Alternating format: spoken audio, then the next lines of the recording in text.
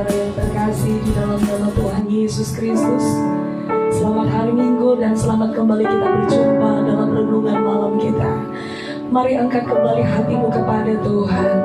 Kita mau belajar kembali akan kebenaran firman Tuhan. Siapkan setiap hati kita untuk kembali kita menggali kebenaran firman Tuhan dalam renungan malam dan setiap malam. Untuk pembacaan setahun kita, biar Tuhan yang menolong. Kita percaya bahwa pengharapan kita hanya ada di dalam Tuhan. Keselamatan jiwa kita hanya ada di dalam Yesus. Oleh karena itu, mari serahkan seluruh hidup kita kepada Tuhan. Biar Tuhan yang menyertai dan menuntun setiap langkah hari-hari kita ke depan. Kami bersyukur Bapa, kami datang kepadamu malam ini. Bersama umat-Mu kami mengangkat hati kami, pujian penyembahan kami. Sebab Engkau pengharapan di dalam hidup kami. Kami percaya perkataan-Mu. Kami tahu segalanya akan terjadi ketika kami menghidupi firman-Mu Tuhan. Haleluya. Kau pengharapan hidupku, hanya Kau keselamatan jiwaku. Hanya padamu Yesus pengharapanku. Ku percayakan hidupku.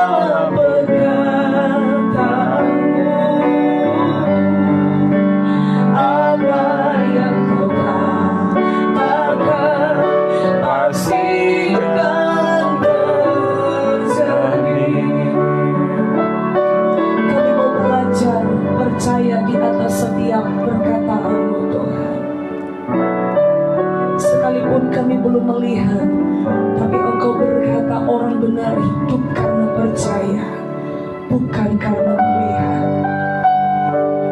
Dalam setiap janji-janji-Mu Tuhan, itu menjadi satu pengharapan yang pasti di dalam hidup kami.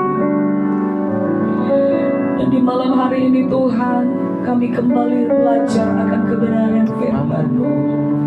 Terima kasih buat waktu, terima kasih buat kesempatan, terima kasih buat nafas hidup, terima kasih buat perlindungan-Mu, terima kasih buat anugerah-Mu yang masih berlaku bagi setiap pribadi kami hingga malam ini Tuhan. Kami ada di hadapan-Mu, kami membuka hati kami kembali isi dan penuhi dengan setiap perkataan-Mu Tuhan. Kami berdoa dari tempat ini Tuhan, berkati seluruh umat-Mu yang mengikuti renungan malam ini, dan berkati setiap hidup mereka Tuhan. Kuduskan setiap telinga pendengaran kami, hati kami Tuhan, pikiran kami, dan kami menolak dari segala kekerasan, penolakan akan firman-Mu dalam bentuk apapun Tuhan yang ada di dalam hidup kami, yang ditunggangi oleh kuasa iblis Tuhan. Karena kami tahu setiap benih firman itu hidup di dalam hati kami, dan kami mau berkata iblis, Engkau tidak berkuasa untuk mencuri benih-benih firman yang ditaburkan di malam hari ini. Kami halau itu hanya di dalam nama Tuhan Yesus Kristus.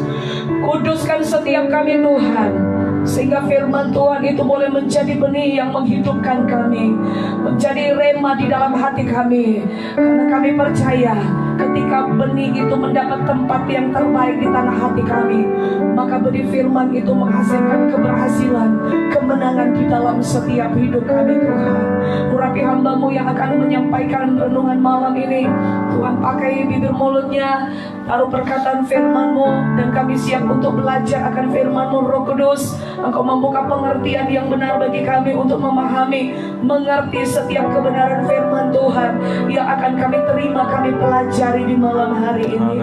Pimpin kami semua di dalam Roh-Mu, yaitu Roh Kudus, dan kami menyerahkan hidup kami untuk dididik, diajar, dibimbing di dalam kebenaran-Mu. Kami bersyukur Bapa, hanya di dalam nama Yesus Kristus kami berdoa. Haleluya. Amin.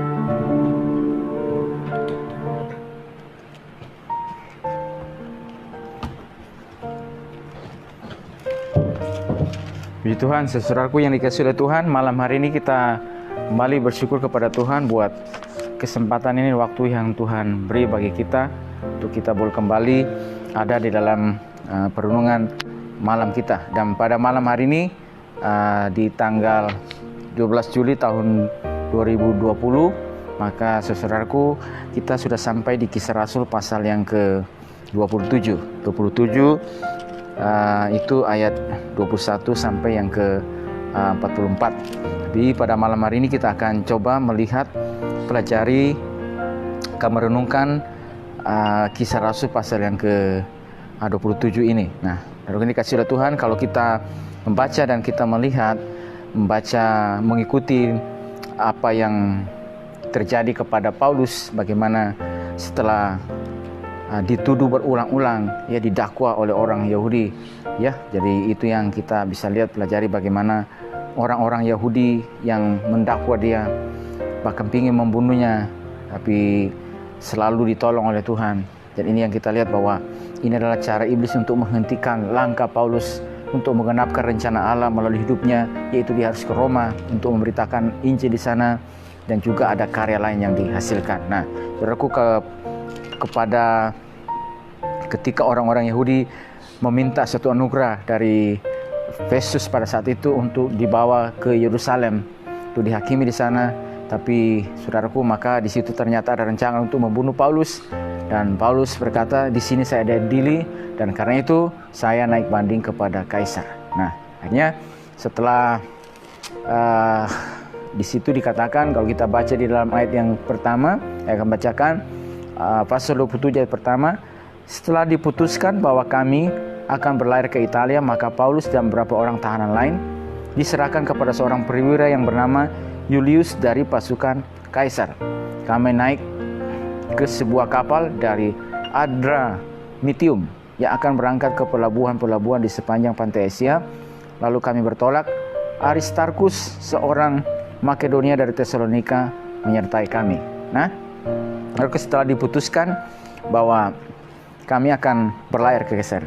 Berlayarnya Paulus ke sana ini, saudaraku, ini adalah naik banding kepada Kaisar, dan dia tetap sebagai seorang tahanan, ya, tahanan untuk menghadap kepada Kaisar dan menunggu keputusan apa yang akan diputuskan terhadap Paulus atas kasus yang didakwakan terhadap dia. Sekalipun sekali lagi bahwa pengadilan Roma pada saat itu tidak mendapati kasus pidana yang layak untuk menerima hukuman, ya. Tetapi oleh karena dia sudah naik banding kepada Kaisar, maka dia harus ke Roma. Karena di situ dikatakan di ayat sebelumnya di atas, sementara mereka keluar, mereka berkata seorang kepada yang lain, orang itu tidak melakukan sesuatu yang setimpal dengan hukuman mati atau hukuman penjara.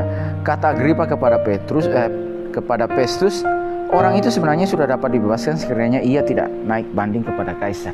Ya, jadi tidak ada yang memberatkan Paulus, tidak ada sebuah tuduhan pidana kepada dia untuk layak dihukum. Ya, seharusnya dia sudah dibebaskan kalau tidak naik banding kepada Kaisar. Tapi oleh karena naik banding kepada Kaisar, maka dia harus pergi ke Roma. Nah, saudaraku yang dikasih oleh Tuhan, dengan perginya ke Roma, ya, harus ada sebuah perjalanan yang harus mereka tempuh. Ya, jadi perjalanan ke sana kalau kita lihat, setelah diputuskan kami akan berlayar ke Italia, maka Paulus dan beberapa orang tahanan lain diserahkan. Jadi sekarang karena Paulus sudah naik banding kepada Kaisar, dan Paulus juga melihat bahwa ini adalah sekarang kesempatan, pintu terbuka untuk memberitakan Injil di sana, menggenapkan rencana Tuhan, dan juga apa-apa yang harus dikerjakan lain oleh Paulus di sana. Karena kalau kita lihat, pelajari dimanapun Paulus ini berada, maka dia tahu bahwa dia sebagai seorang utusan Tuhan. Ketika dia dilepaskan di tempat tersebut, berarti harus ada sesuatu yang dikerjakan, harus ada sesuatu yang dihasilkan, karena dia tahu persis bahwa dia adalah seorang utusan Allah, bekerja sesuai dengan panggilannya, ya, sesuai dengan apa rencana Tuhan dalam kehidupannya. Maka dimanapun dia berada, dia tahu apa yang harus dilakukan. Dia tahu dia harus membawa apa. Dia tahu dia harus menyampaikan apa. Dia tahu bagaimana untuk boleh menjadi berkat, ya, dan juga beritakan Injil. Nah, sekalipun sekali lagi kita katakan bahwa perginya dia ke Roma dan teman-temannya ini tetap sebagai seorang tahanan. Tetapi Paulus melihat juga bahwa ini adalah sebuah kesempatan juga untuk menggenapkan rencana Allah melalui hidupnya, ya. Menggenapkan tujuan Tuhan yang mulia melalui hidupnya, bahwa hidupnya dalam tahanan sekalipun, tetapi tahanan itu tidak membelenggu dia untuk memberitakan Injil melalui hidupnya. Dan itu dikatakan ketika ditulis dalam surat Filipi bahwa memang saya dirantai secara daging, tetapi rantai ini tidak membelenggu Injil untuk diberitakan. Persoalan ini tidak membelenggu saya untuk memberitakan Injil. Apa yang saya hadapi ini tidak membelenggu saya untuk tetap berbicara kebenaran firman Tuhan melalui kehidupan saya.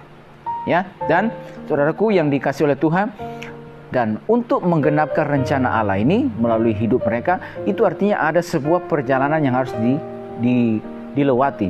Ada sebuah hal yang harus dihadapi. Dan kalau kita lihat dalam perjalanan untuk sampai ke Roma ini, saudaraku, maka kita lihat dalam pengalaman perjalanan sampai Paulus tiba dan teman-temannya di Roma ini bukanlah perjalanan yang mudah.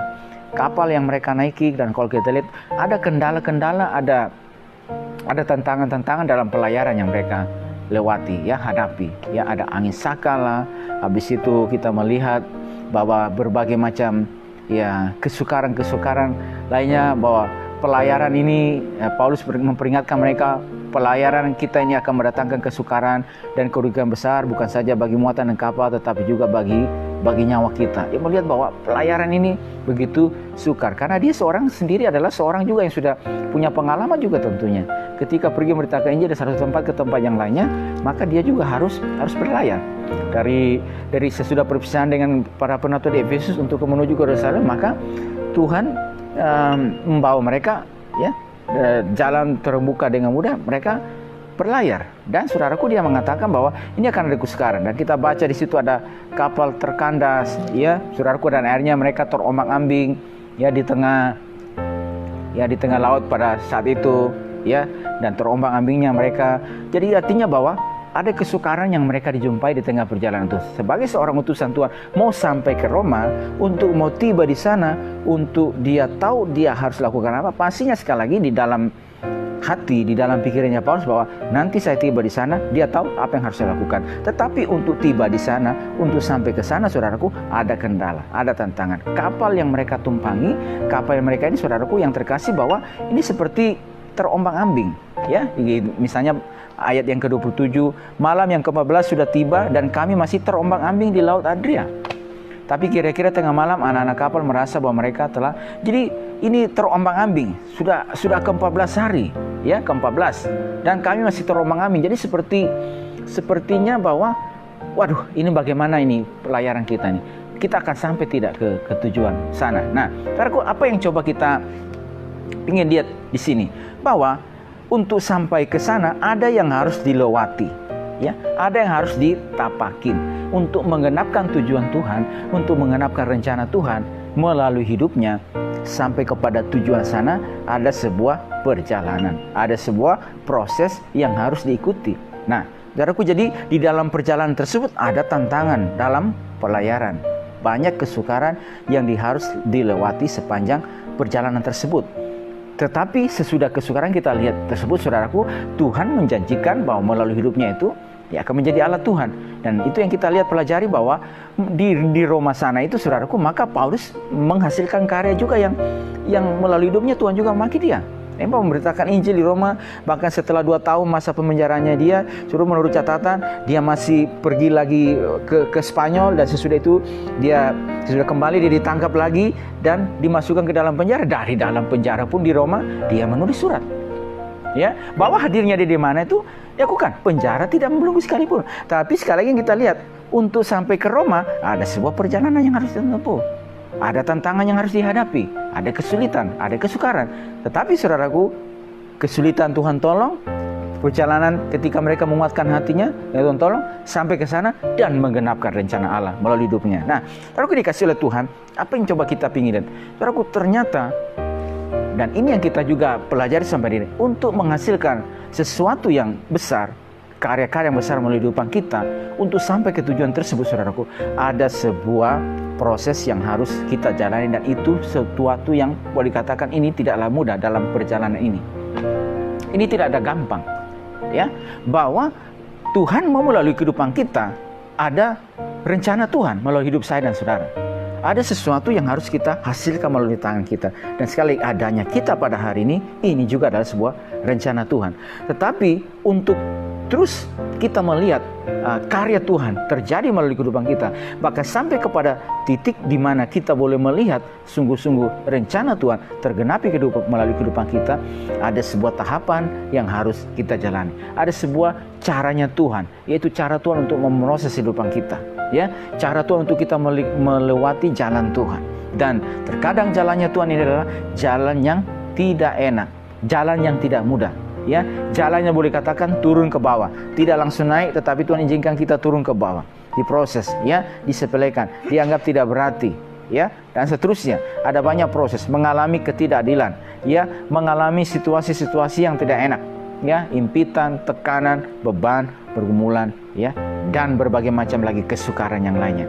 Tetapi saudaraku, di dalam proses tersebut juga kita juga melihat ini ada tangan Tuhan yang bekerja supaya melalui proses tersebut itu kita memiliki sebuah pengalaman-pengalaman iman berjalan bersama dengan Tuhan, ya, mengalami yang namanya ada sebuah di dalam situasi yang tersebut juga, saudaraku, maka ini ada campur tangan Tuhan di sana, ya, ada pertolongan Tuhan bagi kehidupan kita yang akan memampukan kita untuk melewati setiap tantangan Tuhan tersebut. Karena itu saudara dikasih oleh Tuhan, ya, manakala kita yang ada pada hari ini, dimanapun kita, siapapun kita, saudaraku, sekali lagi ada rencana Tuhan melalui kehidupan kita.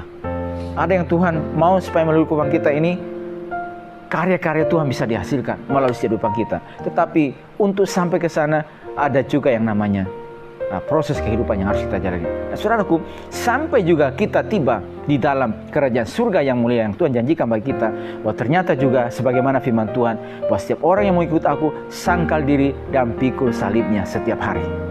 Ini adalah sebuah perjalanan. Tapi di dalam perjalanan kita ini juga ada janji Tuhan juga tentunya.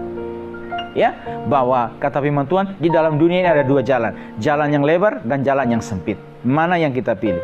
Ya, jalan yang lebar menuju kepada kematian, tetapi jalan yang sempit ini adalah menuju kepada kehidupan.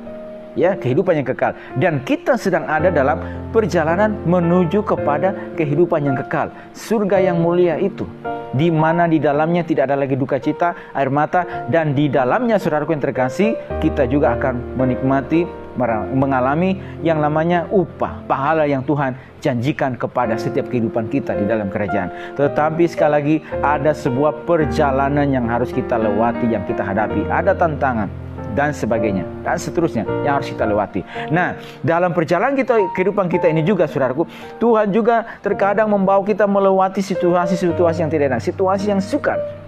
Nah, percayalah saudaraku, yakinlah kita, manakala tetap dalam pimpinan Tuhan, dalam pertolongan, kita tahu bahwa di balik semuanya itu ada maksud Tuhan, ada rencana Tuhan yang indah bagi setiap kehidupan kita. Dan itu yang kita lihat juga di dalam firman Tuhan. Ada banyak contoh-contoh yang sudah membuktikan, yang menunjukkan bahwa saudaraku yang dikasihi oleh Tuhan, bahwa sebelum mereka dipakai oleh Tuhan, maka tokoh-tokoh Alkitab tersebut ada sebuah proses yang harus mereka ikuti. Dan itu yang kita bisa lihat bahwa kepada Paulus ini, saudaraku, proses yang dijalani diikuti, bahwa Tuhan mempersiapkan dia melalui sebuah apa? Persiapan baik secara pengetahuan firman Tuhan dengan dididik, teliti di bawah pimpinan Gamaliel, supaya dia memahami betul-betul kebenaran memahami hukum Taurat. Ya, memahami. Jadi dia dididik, dan juga saudaraku melalui pengalaman kehidupan. Dan manakala dia ada di mana, dia tiba di mana, saudaraku, itu yang kita lihat oleh firman Tuhan mencatat bahwa dia akhirnya membukakan mata rohani kepada banyak orang Yahudi, orang-orang non-Yahudi, para pembesar, raja-raja, dan seterusnya. Ada begitu banyak orang-orang besar, orang-orang kecil, baik orang besar dalam jumlah banyak, orang kecil juga ya dalam jumlah sedikit. Dan siapa saja yang dijumpai, maka dia mulai membukakan rahasia kebenaran firman Tuhan bagi dia. Dia sebelumnya yang dididik di bawah pimpinan Gamaliel, ya, yang saudaraku ketika berjumpanya dia dengan Tuhan, Tuhan menjumpai dia, saudaraku, menangkap Paulus ini, saudaraku, maka berikutnya apa yang ada pada dia itu, ya, apa yang ada kepada dia itu sekarang menjadi, saudaraku, sarana Tuhan untuk menjadi berkat bagi orang lain, dan juga melalui proses hidup yang dialami. Itu membentuk rohaninya dia, membentuk imannya yang kuat kepada Tuhan. Nah, pada hari ini juga saya dan saudaraku sekalian katakan bahwa dengan kita melewati cara kerja Tuhan, melewati setiap bagaimana cara Tuhan, ya, membuat anak-anaknya, membuat setiap kehidupan kita ini, menggenapkan rencana Tuhan melalui kehidupan kita, ini harus ada sebuah perjalanan yang harus kita jalani. Bagaimana kita mengikuti cara kerjanya dia. Dan berarti ketika kita mengikuti cara kerja Tuhan itu yang dibutuhkan yang namanya ketaatan, mengikuti cara kerja dia. Ya, dan itu yang dikatakan oleh Paulus, terhadap panggilan inilah itu saya taat. Dan juga dibutuhkan apa? Kesabaran, ketenangan, iman yang kuat dan teguh kepada Tuhan. Sabar, ya, tenang. Dan kita sudah pelajari pada waktu-waktu yang kemarin bagaimana ketika menghadapi tuduhan, dakwaan, serangan dari orang-orang Yahudi yang memojokkan dia, yang menuduhkan apa perbuatan yang tidak dilakukannya. Ya, berbagai macam tuduhan yang tidak benar kepada dia. Tetapi manakala dia diberikan kesempatan untuk membela dirinya, maka saudaraku yang dikasih, dari pembelaan dia, saudaraku, dari kata-katanya, dan kita perhatikan firman Tuhan mencatat bahwa ini adalah seorang yang tenang dalam menghadapi setiap tuduhan-tuduhan tersebut. Seorang yang sabar, ya. Ketika ada tekanan datang, maka dia tidak terpancing, ya, untuk, saudaraku, berbuat dosa dengan mulutnya. Ya, tetapi bagaimana dia menghadapi dengan kesabaran, dengan ketenangan setiap serangan-serangan dari orang-orang Yahudi tersebut. Bahkan juga melalui perkataan yang disampaikan, nama Tuhan dipermuliakan mulai apa yang dikatakan. Dia bersaksi tentang Kristus, bersaksi tentang apa yang Tuhan lakukan melalui hidupnya. Saya bisa ada pada hari ini menjadi seorang yang giat bekerja bagi Allah. Saya tadinya juga adalah seorang yang dididik dalam mazhab yang begitu keras, ya.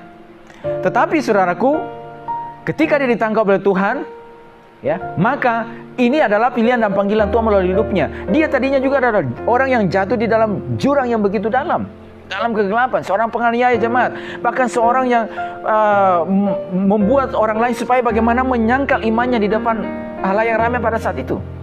Ya. Tetapi ketika dia ditangkap oleh Tuhan, saudara, sekarang dia bersaksi bahwa saya tadinya yang begitu jahat, begitu berdosa, Tuhan tangkap saya. Nama Kristus dipermuliakan melalui apa yang diberitakan. Ini bukan karena saya. Ini pilihan dan panggilan Tuhan. Menghadapi dengan kesabaran. Supaya nama Kristus tetap dimuliakan. Bukan dipermalukan melalui apa yang melalui hidupnya. Yaitu dikatakan firman Tuhan. Paulus juga berkata, kita ini adalah surat-surat Kristus yang dibaca oleh orang lain. Baik melalui perkataan kita dan melalui perbuatan kita. Dan itu sekarang, itu yang kita lihat bahwa terkadang juga supaya orang Tuhan juga membawa kita atau juga diizinkan oleh Tuhan untuk mengalami tekanan, serangan-serangan dari orang-orang yang salah menilai kita, dari tuduhan-tuduhan yang tidak benar, ya, dari berbagai macam serangan. Dan pentingnya setiap kehidupan kita ini karena kita melihat ini adalah sebuah bagian dari perjalanan kehidupan. Proses yang Tuhan izinkan bagi setiap kehidupan kita dibutuhkan, saudaraku yang terkasih. Kita melihat bahwa dibutuhkan apa? Kesabaran, ketenangan, iman yang teguh bahwa Tuhan akan menjadi terus pembela setiap kehidupan kita. Ya, bahwa Dia yang akan membela kehidupan kita dan Dia juga yang akan membela setiap kehidupan saudara dan saya pada malam hari ini. Apapun situasi yang kita alami, apapun proses pada hari ini, sebagaimanapun beratnya perjalanan yang saudara lewati pada hari ini, kita tahu kita sedang menuju kepada sebuah tujuan yang mulia, tujuan di dalam kerajaan surga. Tetapi dalam perjalanan sudah inilah perjalanan kita jalani, dan kita percaya dalam perjalanan kita selalu ada pertolongan Tuhan. Dan juga selama waktu yang Tuhan beri kita pada hari ini, berarti adanya saya di mana, hadirnya saya di mana, apa yang saya mesti lakukan di tempat tersebut, apa yang saya mesti kerjakan, apa yang saya mesti lakukan, bagaimana hidupan saya di tempat ini. Saya melihat rencana Tuhan dan saya lakukan apa di tempat tersebut. Di keluarga saya, hadirnya saya di sini, saya melihat rencana Tuhan, apa yang saya melakukan melalui kehidupan saya, baik melalui perkataan saya, melalui perbuatan saya. Di tempat kerja saya, di tempat sini, ketika saya melihat bahwa ini ada bukan satu kebetulan di tempat sini, ketika saya di tempat tersebut, bagaimana saya muliakan Tuhan melalui kehidupan saya, baik melalui perkataan saya dan melalui perbuatan saya. Di dalam lingkungan masyarakat, sama juga. Di dalam rumah Tuhan juga. Ketika saya dalam rumah Tuhan, hadirnya saya di tempat tersebut, sekarang apa yang saya mesti melakukan juga untuk juga pekerjaan Tuhan, untuk rumah Tuhan di mana saya berada. Berarti hadirnya saya di tempat tersebut, bagaimana juga saya menjadi berkat, bagaimana juga saya misalnya juga ikut bersama-sama di rumah Tuhan di mana saya berada, baik melalui perkataan dan juga melalui perbuatan, supaya nama Tuhan dipermuliakan. Jadi artinya apa? Hadirnya kita di mana, dimanapun Tuhan bawa saya, ketika kita mengetahui rencana Tuhan melalui kehidupan saya, berarti hadirnya saya di tempat tersebut sebagai orang yang mengetahui rencana Tuhan, sebagai orang yang ada pada hari ini, saya mesti lakukan apa? Inilah sebuah perjalanan yang harus terjadi. Dan kita percaya, saudara yang terkasih, lagi ada rencana Tuhan bagi setiap kehidupan kita. Tuhan mau supaya melalui kehidupan kita ini ada sesuatu yang luar biasa yang kita hasilkan melalui setiap kehidupan kita, supaya nama Tuhan dipermuliakan. Tapi saudaraku, sekali lagi ada perjalanan proses kehidupan yang kita jalani. Kuatkan setiap langkah saudara kehidupan kita dalam proses perhari. Kalau saudara yang sudah mengalami kekuatan pada hari ini, kuatkan juga saudara-saudara kita yang lainnya. Kuatkan komunitas kita supaya mereka tidak lemah. Ya, dan saya katakan kita belajar sekali lagi kepada contoh rasul-rasul Allah yang luar biasa ini. Hadirnya mereka di mana? Mereka menguatkan jemaat, meneguhkan. Bukan datang menggoyang, bukan datang memberikan apa? Supaya mereka jadi tidak tenang. Bukan datang seperti orang-orang Yahudi yang datang dari Yudea, yang menggoyangkan orang-orang yang ada di Antioquia dengan pengajaran yang tidak benar. Ya, yang menggelisahkan, yang membuat orang jadi bimbang, jadi ragu. Tetapi justru hadirnya kita itu meneguhkan jemaat. Kasih karunia terjadi kepada mereka, kita bersyukur bahwa Tuhan mengerjakan itu bagi mereka, dan kita bawa kehidupan kita ini untuk semakin meneguhkan mereka. Teman-teman, saudara-saudara iman kita yang lagi dalam keterpurukan, rekan-rekan pelayan Tuhan dan seterusnya, dalam misalnya mengalami tantangan dan seterusnya, hadirnya kita itu juga sekarang mari kita sama-sama mendukung, mensupport dan sebagainya, supaya boleh tetap kuat bersama dengan Tuhan. Melalui gelombang kita ini sekali lagi bahwa dimanapun kita berada, berarti itu artinya nama Tuhan dipermuliakan dalam setiap nama Tuhan harus dipermuliakan melalui gelombang kita. Tetap tenang, tetap kuat, rela mengikuti cara kerjanya Tuhan. Jadi rela mengikuti cara kerjanya. Nah, saudara, kalau kita perhatikan bahwa dalam perjalanan tersebut, ya, melewati tantangan rintangan ini, maka kalau kita perhatikan Paulus dan teman-teman rasulnya, saudaraku, maka ia tetap menjadi berkat, bukan dipenuhi dengan persekutuan atas situasi hidupnya. Coba kita lihat, perhatikan ayat yang ke-21. Dan karena mereka beberapa lamanya tidak makan, berdirilah Paulus di tengah mereka dan berkata, saudara-saudaraku, jika sekiranya nasihatku dituruti supaya kita jangan berlayar dari kereta, kita pasti terpelihara dari kesukaran dan kerugian ini. Ayat 22. Tetapi sekarang juga dalam kesukaran ini aku menasihatkan kamu supaya kamu tetap bertabah hati, sebab tidak seorang pun di antara kamu yang akan binasa kecuali kapal ini. Karena tadi malam seorang malaikat dari Allah, yaitu dari Allah yang aku sembah sebagai miliknya, berdiri di sisiku dan ia berkata, jangan takut Paulus, engkau harus menghadap Kaisar, dan sesungguhnya oleh karunia Allah maka semua orang yang ada bersama-sama dengan engkau di kapal ini akan selamat karena engkau. Sebab itu tabahkanlah hatimu, saudara-saudara, karena aku percaya kepada Allah bahwa semuanya masih terjadi sama seperti yang dinyatakan kepadaku. Paulus mengalami perjumpaan dengan Tuhan, mengalami kekuatan daripada Tuhan, ya, dalam perjalanan yang begitu sukar yang mereka hadapi pada saat itu.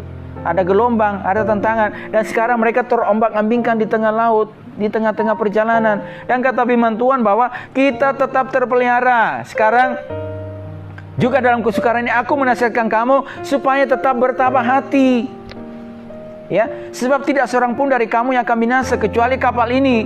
Karena tadi malam kata firman Tuhan, seorang malaikat Allah yang kusembah berdiri di sisiku dan berkata, jangan takut, engkau tidak akan binasa dan semua orang yang bersama-sama dengan engkau.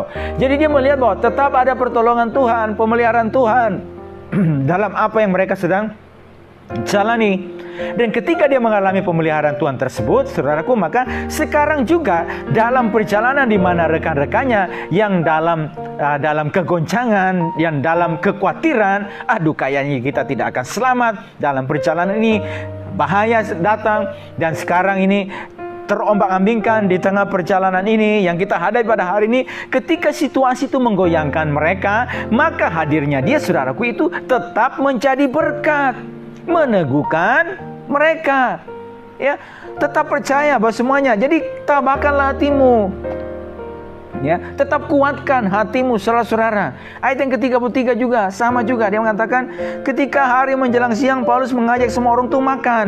Katanya, sudah 14 hari lamanya kamu menanti-nanti saja, menahan lapar dan tidak makan apa-apa. Karena itu aku menasihatkan kamu supaya kamu makan dahulu.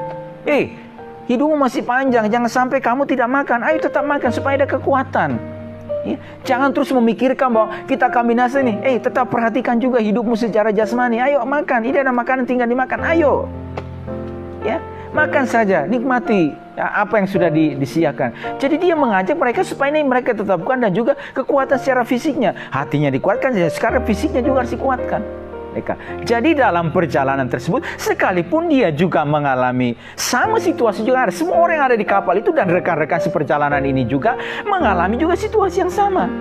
Tetapi dia berdiri, dia karena mengalami kekuatan Allah, karunia Allah, dan karena juga, saudaraku, banyak juga pengalaman yang sudah dilewati, maka dia tidak takut.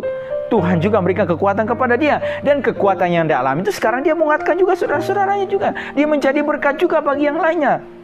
Jadi ini artinya apa, saudaraku? Dalam perjalanan kehidupan kita ini juga, saudaraku, yang dikasih oleh Tuhan, kita yang mengalami kekuatan Tuhan, kita yang ditolong, dipelihara oleh Tuhan, kita yang diberkati oleh Tuhan dalam berbagai bidang kehidupan, kita juga harus menjadi berkat. Supaya rekan-rekan kita, saudara-saudara kita, saudaraku yang dikasih, mereka juga boleh kuat. Bukan dipenuhi dengan sungut-sungut, bukan dipenuhi dengan apa? Bukan dipenuhi dengan keluhan-keluhan, tetapi dipenuhi dengan ucapan syukur kepada Tuhan.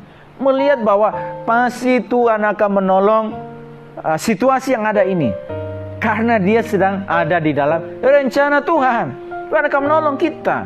Dan juga setiap kehidupan kita, saudaraku yang dikasih oleh Tuhan pada malam hari ini, setiap kehidupan kita, maka kita percaya juga, saudaraku yang dikasih oleh Tuhan, Di tengah-tengah perjalanan kehidupan kita nih, hadirnya kita ketika ada situasi yang berat yang datang, kita dipenuhi dengan kekuatan kepada Tuhan. Iman yang teguh kepada Tuhan, bukan dipenuhi dengan persungutan.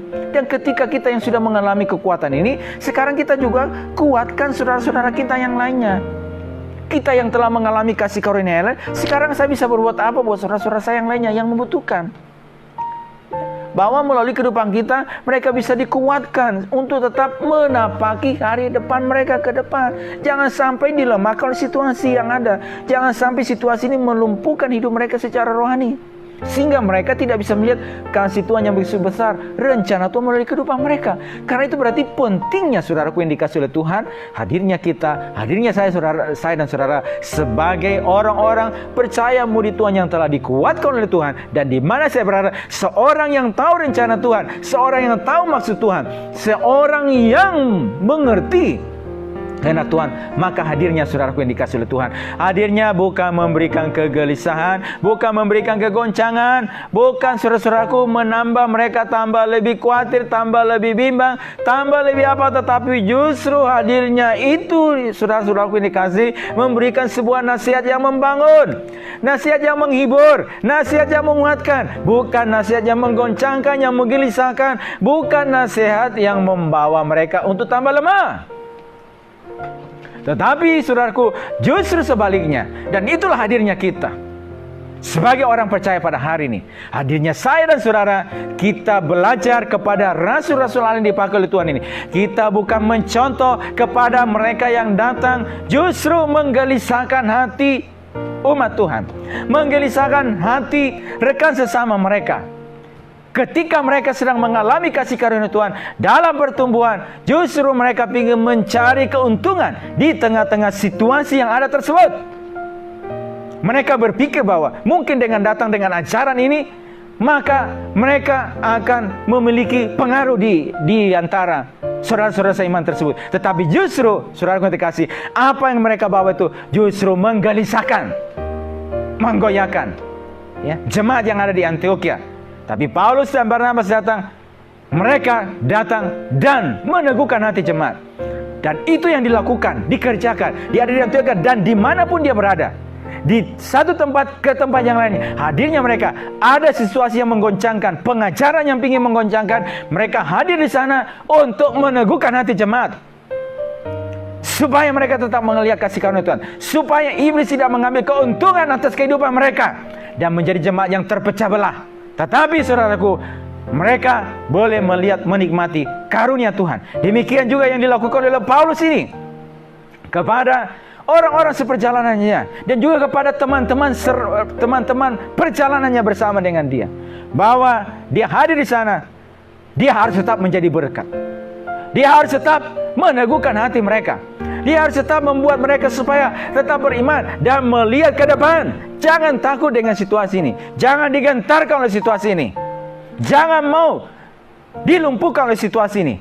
Karena ada Tuhan atas setiap kehidupan kita. Ada rencana Tuhan. Dan itu juga harusnya, dan ini harus kita kerjakan. Hadirnya kita di mana? Kepada rekan-rekan saudara seiman kita dalam berbagai macam situasi, kondisi yang ada, yang mereka alami. Dan tentunya saudara yang dikasih oleh Tuhan, bermacam-macam situasi, kondisi yang dihadapi. Ketika ada situasi yang demikian kita alami pada hari ini, pasti tanggapan setiap orang akan berbeda-beda.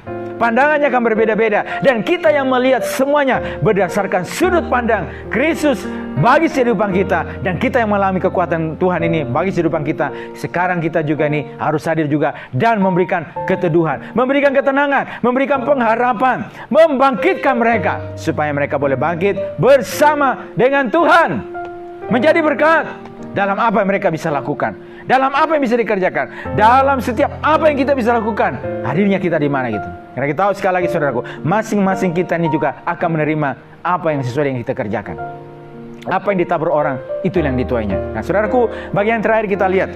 Kalau kita perhatikan di pasal ini, pasal 27 ini, dan kalau kita lihat juga dalam pasal-pasal sebelumnya saudaraku, yang katakan bahwa ada rekan-rekan rasuli, ya, rekan-rekan Paulus yang ikut bersama-sama. Kalau kita perhatikan misalnya situ, setelah diputuskan bahwa kami akan berlayar. Jadi kami ini berarti ada beberapa orang.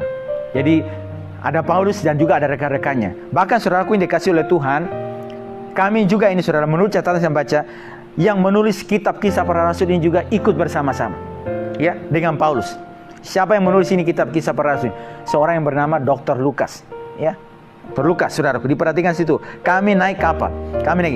Saudaraku, yang pingin coba kita lihat bahwa Lukas ikut serta, ada rekan-rekan seperjalanan yang menyertai, ikut membantu Paulus dalam banyak hal.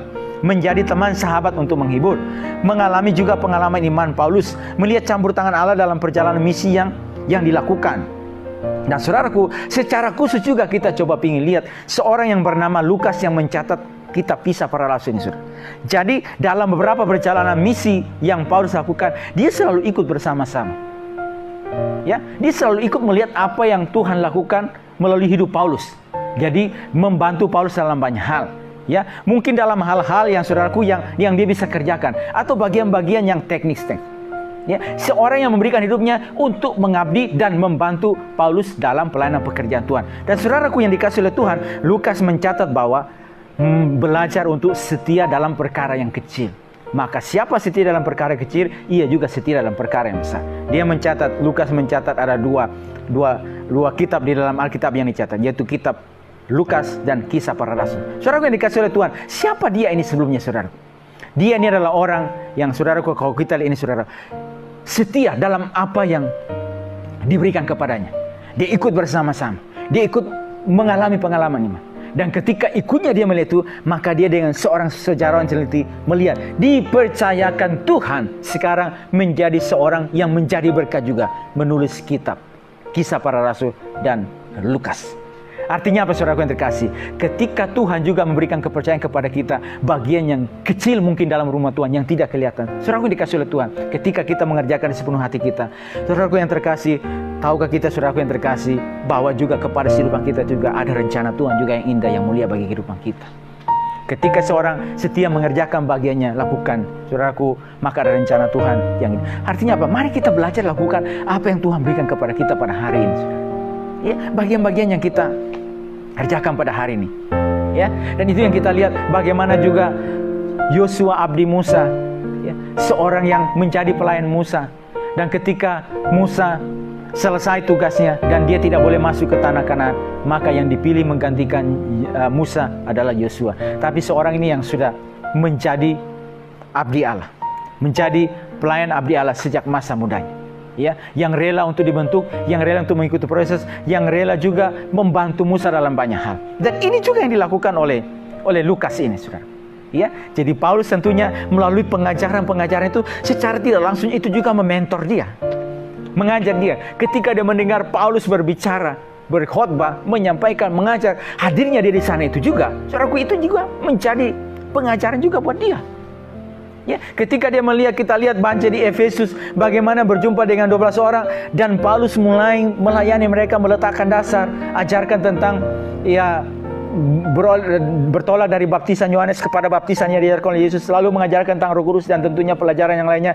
Dari 12 orang ini selama 3 tahun dididik, diajar, saudaraku, dimentor, dan akhirnya ketika Paulus meninggalkan Efesus, mereka yang dipercaya untuk menjadi penatua. Demikian juga yang dilakukan kepada anak didiknya, yaitu Timotius, ya, seorang anak muda ini, ya, ketika dia berjumpa, ya, di tempatnya dia dan dibawa ikut bersama-sama dalam perjalanan tersebut, mulai dimentor oleh Paulus. Dan juga saudaraku yang dikasih oleh Tuhan, tidak hanya saudaraku melalui tantangan yang dihadapi, tetapi juga melalui firman Tuhan. Dan dengan ikutnya dia bersama-sama ini, berarti juga dia melihat pengalaman iman.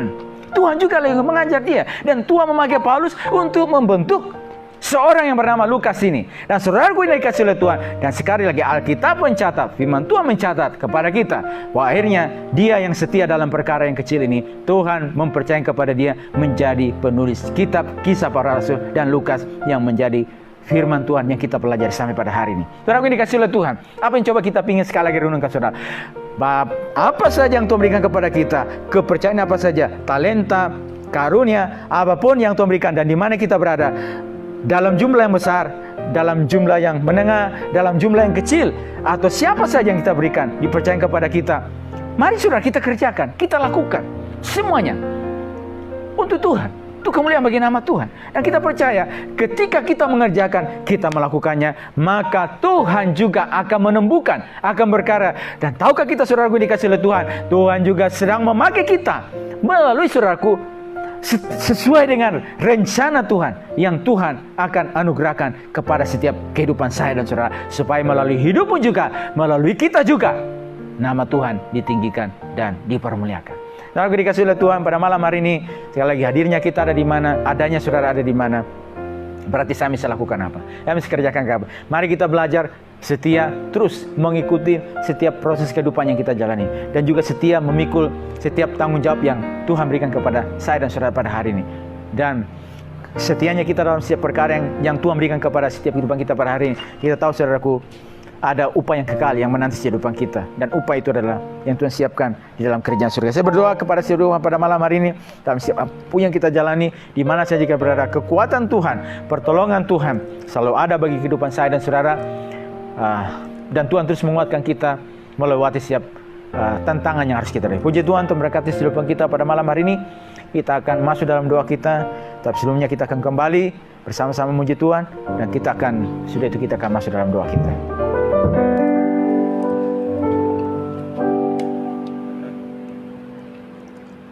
Ya, puji nama Tuhan, firman Tuhan sudah datang dan kita belajar pada malam hari ini bersama untuk setia melakukan segala tanggung jawab yang Tuhan percayakan bagi setiap hidup kita, bahkan sampai di akhir hidup kita. Mari kita belajar setia untuk mengerjakan selamanya, selama kita masih bernafas, untuk kemuliaan nama Tuhan. Kita akan masuk di dalam doa kita, dan sebelumnya kita akan melakukan satu pujian seperti wanita mengurapi.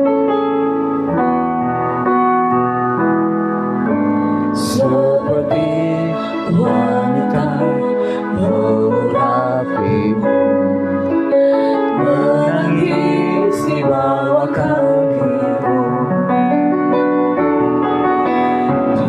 Demikian hidupku mengasihimu, Yesus, Engkau baik bagiku. Seperti wanita mengurapimu, menangis di bawah kakimu. Demikian hidupku mengasihimu, Yesus, Engkau baik bagiku.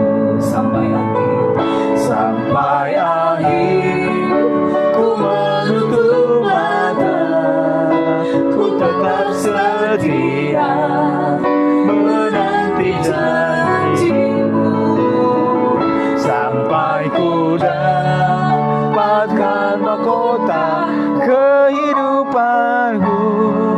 Ku tetap setia untuk melayanimu sampai akhir. Ku menutup mata, ku tetap setia menanti janjimu, sampai ku dapatkan mahkota kehidupanku. Ku tetap setia untuk melayanimu.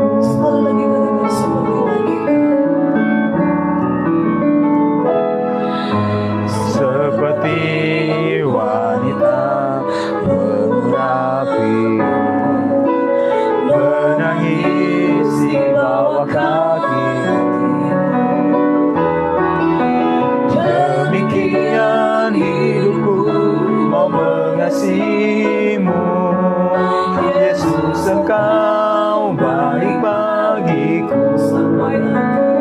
Sampai akhir ku menutup mata, tetap setia menanti janjimu, sampai ku dapatkan mahkota kehidupanku.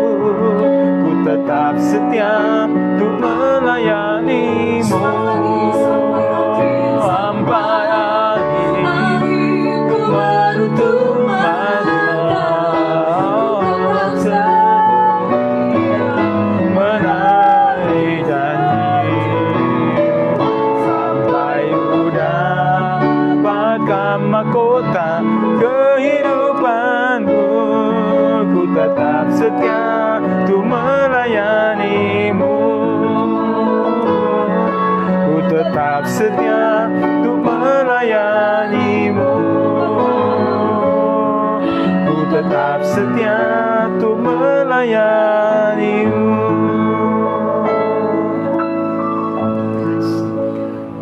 Bapa, ini menjadi doa dan kerinduan kehidupan kami ya Tuhan. Oleh pertolongan, kekuatan Roh Kudus memampukan kami, dan Engkau jumpai dapati kami setia sampai pada langkah terakhir. Amin. Sampai kami ya Tuhan mendapatkan mahkota yang telah Kau janjikan. Maka sampai sejauh itu juga Tuhan akan terus menolong memimpin kami, setia untuk melaksanakan setiap tugas, panggilan kami, tanggung jawab yang harus kami jalankan, tanggung jawab yang harus kami kerjakan selama waktu yang singkat yang ada, yang harus kami jalani pada hari ini Tuhan. Kami percaya Tuhan, hadirnya kami, adanya kami pada hari ini di mana kami berada Tuhan. Berarti itu ada sesuatu beban, rencana Tuhan, tanggung jawab Tuhan yang harus kami jalankan, kerjakan ya Tuhan. Amin. Baik ya Tuhan, di keluarga kami, di masyarakat, Ya. di tengah lingkungan pekerjaan, di rumah-Mu ya Tuhan, bahkan di mana saja Tuhan. Ada yang harus kami lakukan, kerjakan, Amin. menggenapi setiap rencana-Mu ya Tuhan. Amin. Baik melalui setiap perkataan-perkataan firman-Mu ya Tuhan, Ya. dan juga melalui pengalaman-pengalaman kehidupan yang kami lewati sampai hari ini Tuhan. Ya. Kami terlalu percaya dan yakin Tuhan, melalui semuanya itu Tuhan, kami yang dikuatkan, kami yang telah mengalami Tuhan juga, supaya melalui kehidupan ini Tuhan juga menjadi mata bagi mereka yang butuh firman-Mu, kebenaran-Mu ya Tuhan. Berkati seluruh umat-Mu pada malam hari ini. Kami percaya ada rencana Tuhan, maksud Tuhan kehidupan kami Tuhan. Dan kuatkan terus setiap langkah kami, kehidupan kami. Apa tantangan, apa proses, apa pergumulan yang Tuhan izinkan kami lewati pada hari ini Tuhan. Biar terus boleh mengalami kekuatan daripada Tuhan. Dan hadirnya kami ada di mana, khususnya di bangsa kami Tuhan. Maka di tempat di mana kami berada pada hari ini Tuhan, itu artinya di tempat tersebut kami juga bisa mengerjakan arus yang kami bisa lakukan Tuhan. Tuhan Engkau, itu kerajaan-Mu, dan juga untuk bangsa kami ya Tuhan, menghadirkan sejahtera Tuhan, dan juga kami berdoa ya Tuhan, bersama-sama dengan pemerintah kami pada hari ini Tuhan, dalam penanganan pandemik ini Tuhan. Apa yang kami bisa lakukan, kerjakan ya Tuhan. Tuhan tolong semuanya, baik gereja-Mu, hamba-hamba-Mu, umat-Mu semuanya Tuhan tolong. Bahkan bangsa kami Engkau berkati, Engkau menolong bangsa kami pada hari ini Tuhan. Usaha kerja keras dari pemerintah, apa yang mereka lakukan, segala rencana-rencana yang terbaik Tuhan, tolong semuanya itu boleh dapat berjalan dengan pertolongan-Mu, dengan kekuatan dan pimpinan Tuhan, sehingga semuanya boleh berjalan dengan baik Tuhan, sehingga terjadi kesejahteraan Tuhan bagi bangsa kami, dan penanganan Tuhan dampak kesehatan, dampak ekonomi, dampak sosial oleh COVID-19 ini Tuhan boleh dapat teratasi ya Tuhan. Sehingga ya Bapa, kemuliaan Tuhan dinyatakan, dan gereja-gereja-Mu juga berkati semuanya Tuhan yang ada, Engkau boleh menolong semuanya Tuhan. Gereja-gereja-Mu, hamba-Mu yang juga umat-Mu yang sudah mulai beribadah dengan dia new normal ini Tuhan, menerapkan protokol kesehatan Tuhan, tolong semuanya Tuhan. Pertolongan Tuhan boleh terjadi Tuhan. Terima kasih kami bersyukur malam hari ini. Terima kasih buat kesempatan ini malam hari ini dalam perenungan firman-Mu ya Tuhan, yang kami bisa pelajari bersama-sama bagian Alkitab kami. Dalam pertolongan Tuhan kami bisa menyelesaikan sampai akhir tahun Tuhan, sehingga hidup terus dipenuhi dengan kekayaan rohani Tuhan. Mengerti Engkau, mengerti firman-Mu ya Tuhan, menjadi kekayaan rohani bagi kehidupan kami, dan dimampukan juga untuk boleh menghidupi setiap kebenaran-kebenaran firman-Mu Tuhan. Kami syukur malam hari ini Tuhan. Terima kasih malam hari ini kami akhiri perenungan malam kami. Tuhan berkati kami semuanya. Di dalam nama Tuhan Yesus Kristus kami bersyukur dan berdoa kepada Bapa di surga. Haleluya. Amin. Puji Tuhan. Tuhan berkati semua kita pada malam hari ini, dan